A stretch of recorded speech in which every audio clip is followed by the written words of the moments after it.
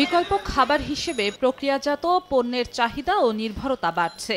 Biscuit, cake, সসের মতো এসব নিত্যপণ্যে ৫% থেকে বাড়িয়ে ১৫% ভ্যাট নির্ধারণ করেছে রাজস্ব বোর্ড।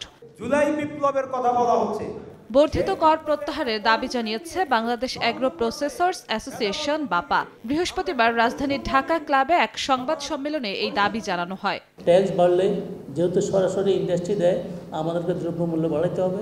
মূল্য যখন বাড়াবো তখন এটা কনজিউমার, এটা কাস্টমার কমতে থাকে। আমাদের একটাই বলার আছে যে এই শিল্পকে বাঁচান, এদেশের মানুষকে বাঁচান।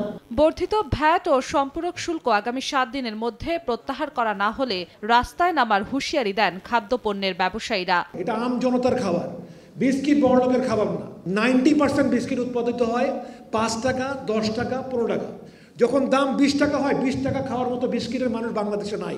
আজকে যখন 5 টাকা, তখন বিস্কিটের উপর যখন ভ্যাট বাড়াবেন, কালকে থেকে আমি কিন্তু 2টা বিস্কিট কমাই দেব, বিকজ না হলে কিন্তু আমি সরকারের ভ্যাট দিতে পারবো না।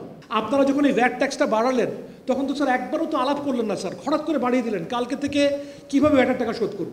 পাশাপাশি শিল্প খাতে প্রস্তাবিত গ্যাসের মূল্য বৃদ্ধির সিদ্ধান্তের প্রতিবাদ জানিয়ে বলেন, নতুন করে জ্বালানির দাম বাড়লে পুরো খাত মুখ থুবড়ে পড়বে।